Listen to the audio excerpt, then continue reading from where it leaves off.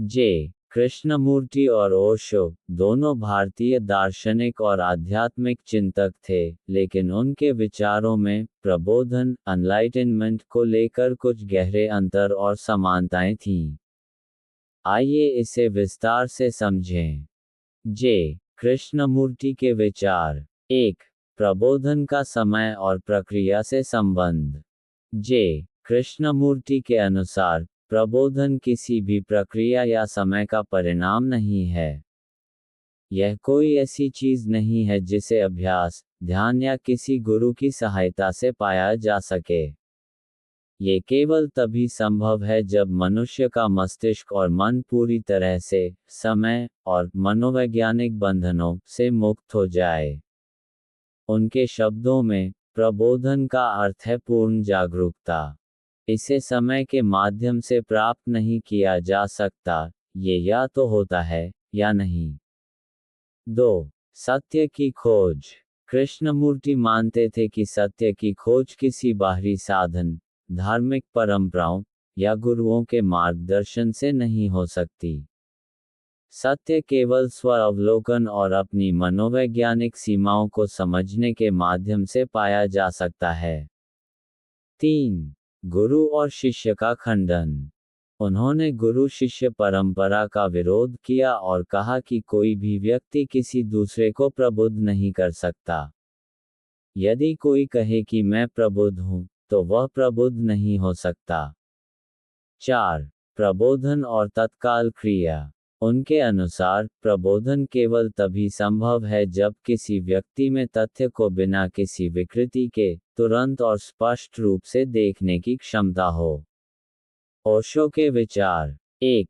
प्रबोधन का व्यक्तिगत अनुभव। ओशो के लिए प्रबोधन एक गहन व्यक्तिगत अनुभव था।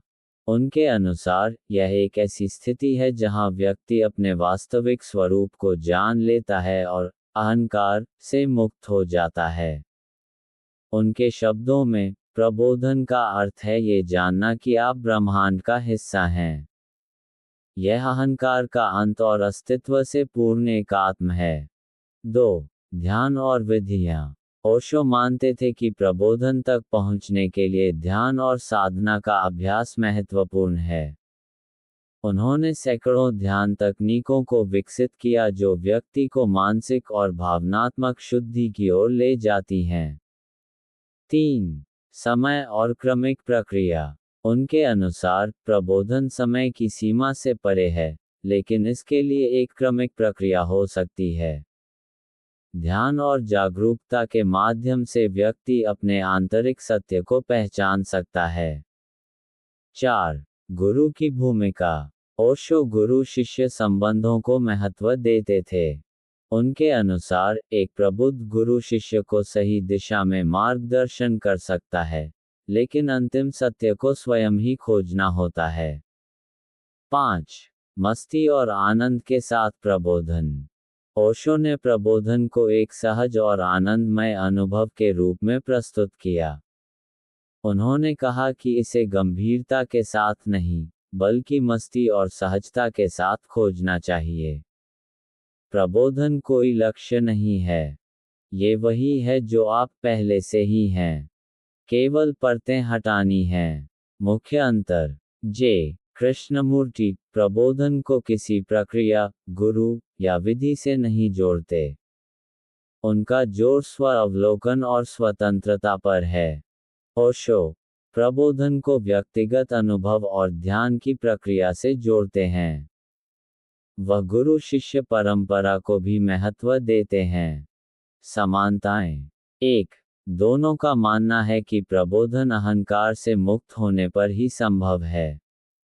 2. दोनों मानते हैं कि प्रबोधन सत्य का साक्षात्कार है और यह बौद्धिक विचारों से परे है। 3. दोनों ने ये भी स्पष्ट किया कि प्रबोधन के लिए संगठित धर्म और परंपराएं बाधा हो सकती हैं। निष्कर्ष। जे कृष्णमूर्ति का दृष्टिकोण तर्कसंगत और सीधे सत्य पर केंद्रित था, जबकि ओशो का दृष्टिकोण अधिक व्यवहारिक, ध्यान केंद्रित और आनंदमय था। दोनों ही अपने अपने ढंग से प्रबोधन को एक अनूठा अनुभव मानते थे, लेकिन उनके रास्ते और दृष्टिकोण भिन्न थे।